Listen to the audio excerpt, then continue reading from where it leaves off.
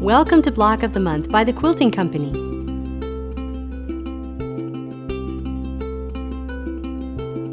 This lesson will be about making continuous bias.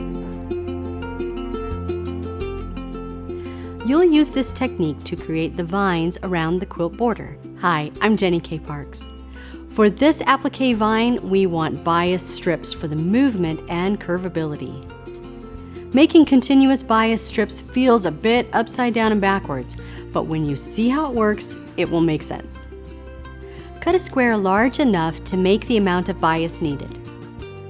Cut the square in half diagonally.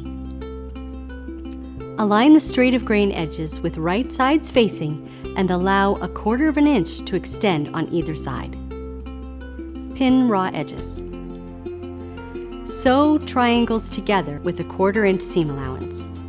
After pressing the seam open, you will have an unusual rhombus shape. On the wrong side of the fabric, draw lines at the desired width on the long side of the shape. Lines should be at a 45-degree angle from the seam. If you have extra strips that aren't the right measurement, save them for something else. Bring the short diagonal sides together to form a tube, offsetting the drawn lines by 1 strip. Pin right sides together, matching the drawn lines. Sew the seam allowance. Be careful not to pull or twist. It's a bit fiddly and you may have to readjust often. Press your seams open. With scissors, cut along the continuous drawn line. Keep your hand under where you're cutting so you don't accidentally cut the wrong spot. Trim away any extra. To finish the edges for applique, fold in thirds and press.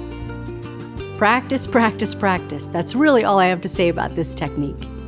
Winter Cheer Block of the Month, designed by Denise Russell, is brought to you by Riley Blake Fabrics, celebrating 10 years of providing high-quality fabrics to inspire and create.